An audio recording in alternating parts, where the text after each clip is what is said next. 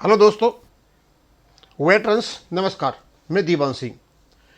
मैंने 3 वीडियो जो जवाब वेणुगोपालन साहब ने वेंकटाचलम साहब के लेटर का दिया था डाल दिए हैं कई मैटरों पर। आज का जो वीडियो है उन्हीं का ही जवाब है। अपडेशन ऑफ पेंशन के बारे में वेंकटाचलम साहब ने अपने लेटर में क्या कहा और उसका जवाब वेणुगोपालन साहब ने क्या दिया। वेंकटाचलम साहब कहते हैं, the circular state that the demand was highlighted during the 10th and 11th bipartite negotiations, but due to the cost related aspect of the demand, the issue could not be clinched। कहते हैं 10वें और 11वें वेतन समझौते में, settlement में हमने demand उठाई थी, लेकिन जो कॉस्ट रिलेटेड डिमांड थी यानी इसका जो खर्चा था उसके कारण यह नहीं हो सका। However, UFBU seriously pursuing this issue with the IBA। लेकिन UFBU इस मैटर को IBA के साथ में परस्यू कर रही है। In the mean time this is also under litigation now, और ये सब जुडिस भी है। इस प्रकार उन्होंने ये बात कही। मेरी समझ में बात नहीं आती है भाई वेंकटाचलम साहब, आपको यार मेरी समझ में बात नहीं आती है कि आपको बना किसने दिया जनरल सेक्रेटरी? क्या आप बोलते हो यार तुम क्या करते हो? कॉस्ट रिलेटेड के अरे आपने कभी अपना रेगुलेशन पढ़ा है क्या? पढ़ लेते यार। रेगुलेशन 11 पढ़ लीजिए, रेगुलेशन 7 पढ़ लीजिए, सोर्सेज ऑफ फंड पढ़ लीजिए, कौन पैसा देगा और कौन नहीं देगा। आप सेकंड ऑप्शन में ही वैसे लोगों की जेब कटवा के बैठ गए हो। ये क्या बोलते हो यार? आगे चलते हैं, इसका जवाब वेंकटाचलम साहब ने क्या दिया। It is beyond the comprehension of anyone as to how AIVEA took up the matter of operation during the 10th and 11th bipartite settlement। कहते हैं भैया ये समझ से परे है कि 10वें और 11वें सेटलमेंट में आपने AIVEA ने कैसे इस मैटर को लिया। Knowing well that it was a matter pending for decision with the Supreme Court, जबकि सुप्रीम कोर्ट में पड़ा हुआ था। कहते during the 10th, 11th and 12th bipartite settlement, some affiliates of UFBU had categorically declared that they will not sign the bipartite settlement unless the retiree issue are resolved। वो कहते हैं कि UFBU के जितने भी घटक दल थे उन्होंने ये कहा था कि 10वें, 11वें और 12वें तीनों बेस सेटलमेंट दस्तखत तब तक नहीं करेंगे जब तक रिटायरीज का मैटर नहीं सुलझ जाता है, और आप लोगों ने दस्तखत कर दिए। उसके बाद contrary to what was stated, the bipartite settlement were coolly signed, बड़े आराम से साइन हो गया, बैटरिंग द पेंशनर और पेंशनर्स को धोखा देते हुए।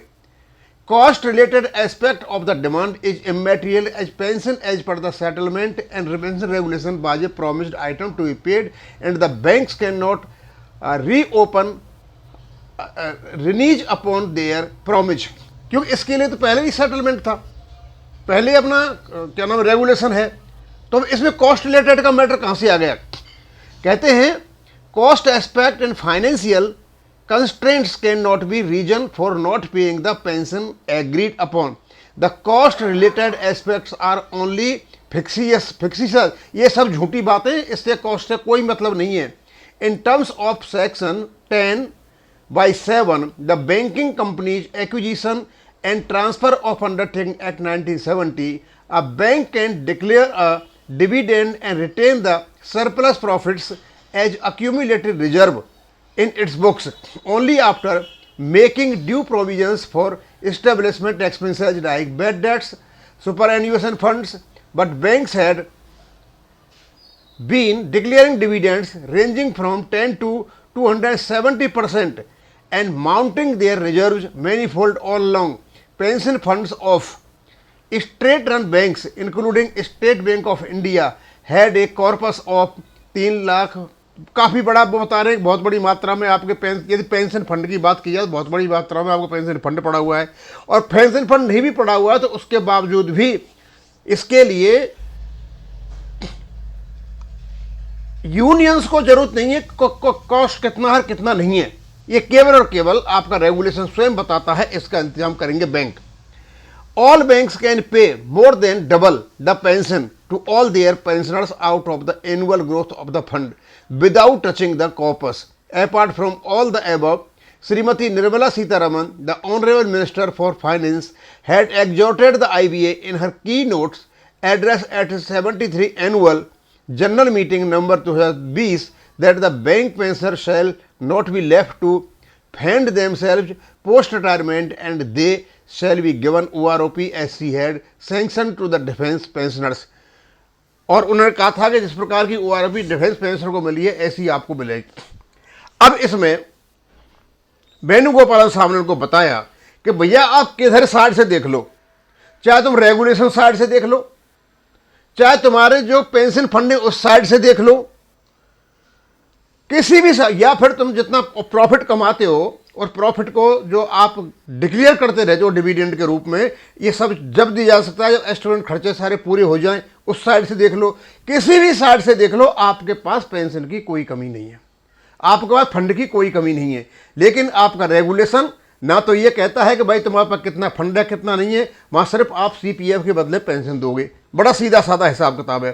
तो रेगुलेशन तो ये कहता है आपका। और यदि आप देखो फंड की तरफ देखो तो फंड भी आपको बहुत ज़्यादा पड़ा हुआ है, किधर से भी देख लीजिए पेंशन अपडेशन कोई बड़ी प्रॉब्लम नहीं है, लेकिन आपकी देने की नीयत नहीं है। और देने की नीयत इसलिए नहीं है कि ये सारे जितने भी USB के घटक दल हैं ये मिले हुए अपने धंधा करने में। अभी मैंने और देखा कुछ दिन पहले, शायद उसका हमें बनाऊंगा वीडियो, कहीं तमिलनाडु में इन्होंने कहीं किसी हॉस्पिटल से टाई अप किया है, पहले भी किया था अब और किया है कहीं, और 10% की छूट है, इतने % की छूट है। ये एक नया ही सिस्टम देखा है मैंने, AIBA का एक नया सिस्टम देखा है। इसको गवर्नमेंट करे तो बात समझ में आती है और इनके जो एम्पेलर हॉस्पिटल होते हैं वहां भी समझ में आती है, लेकिन AIBA अलग प्रकार से ही अपना बांसुरी बजा रही है। अरे भाई, आप ट्रेड यूनियन एक्ट के अंतर्गत केवल और केवल एम्प्लॉइज और एम्प्लॉयर के बीच में जो डिस्प्यूट होता है उसको सुलझाने के लिए हो, आप इस काम के लिए नहीं हो जो कामों को आप कर रहे हो। जो काम आपको करने हैं वो तो आप करते नहीं हो, और जो काम नहीं करने हैं उनमें आप चूरा जोर लगा दिया, क्योंकि आपको वहां से कमाई होती है। अब हमें पता नहीं आप इस प्रकार के टाई अप करते करते कितना कमाते हो और कितना नहीं कमाते हो। अब मैं ज़्यादा तो कुछ नहीं कहूँगा, इसमें वेंकटेश्वरम साहब ने बहुत कुछ कह दिया है, अपने वेणुगोपालन साहब ने बहुत कुछ कह दिया है इसमें, और समझने वाले समझ गए होंगे।